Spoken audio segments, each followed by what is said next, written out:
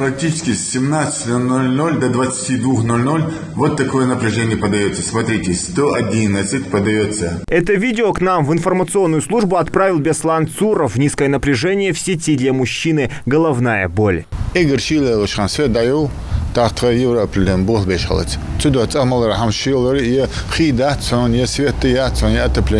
Все привязано на этом. Мы решили разобраться в этом вопросе и совместно с энергетиками заглянули к мужчине во двор, где специалисты объяснили, что Беслан не один испытывает эти трудности. Низкое напряжение у многих сельчан из-за перегруженности трансформатора на подстанции Троицкая-2. Его в короткие сроки должны заменить на новые. Силовой трансформатор, который будет меняться на самой подстанции. Потом прежнюю схему восстанавливаем и подаем качественное энергоснабжение. Знать, какая причина нуждаться. Просто потерпеть надо неделю максимум. Вопрос находится на контроле главы Ингушетии Махмуда Али Калиматова и гендиректора Россети Северный Кавказ Виталия Иванова.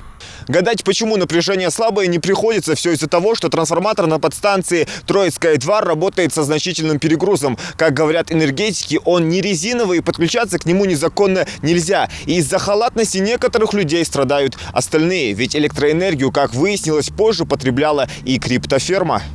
К слову, криптоферма, или как ее еще называют майнинг, незаконно потребляла более 4 миллионов киловатт в час, что сопоставимо с 10-дневным потреблением всего Сунжинского района. Чтобы объяснить причину, в администрации селения Троицкое состоялась встреча рабочей группы филиала Россети Северный Кавказ Ингушэнерго с представителями муниципалитета и жителями населенного пункта.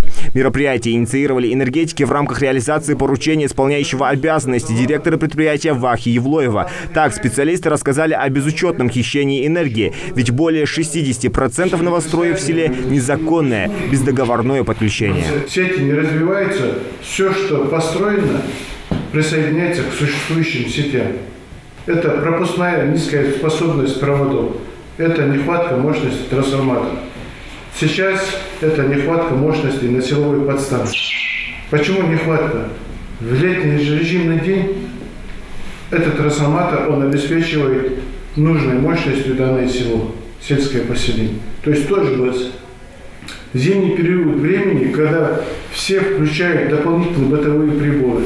Строительство коммунальной инфраструктуры в границах населенных пунктов относится к компетенции муниципальных органов власти. Их обязанность обеспечивать новоселам возможность подключения ко всем необходимым коммуникациям. Однако территорию не электрифицировали, и собственники земель решили проблему самостоятельно. Используя подручные средства, построили распределительные сети, а затем самовольно присоединились к централизованным сетям. Филиал получил новых теневых потребителей с растущими потребностями в энергоресурсе. Вот так пазл и сложился. Но специалисты пришли не только для того, чтобы рассказать о причинах, но и о решении, которое уже найдено, что жителей очень обрадовало.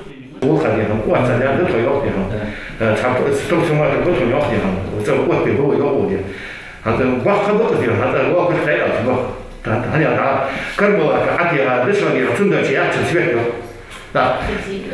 100, 130, 120, 150, 160 будет моя цвет.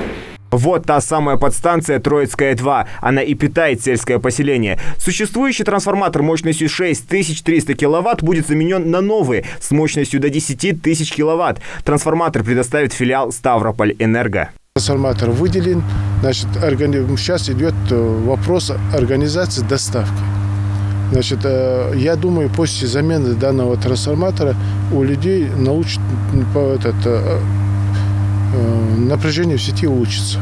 Таким образом, очень скоро слабое напряжение останется в прошлом. Также в рамках программы повышения надежности электроснабжения республики на 2021-2024 годы в селении Троицкое планируется строительство распределительных сетей, а это порядка 88 километров воздушных линий электропередачи. Главное, при этом не стоит забывать вовремя оплачивать потребляемый ресурс. Зелимхан Калоев, Адам Далаков, Новости 24.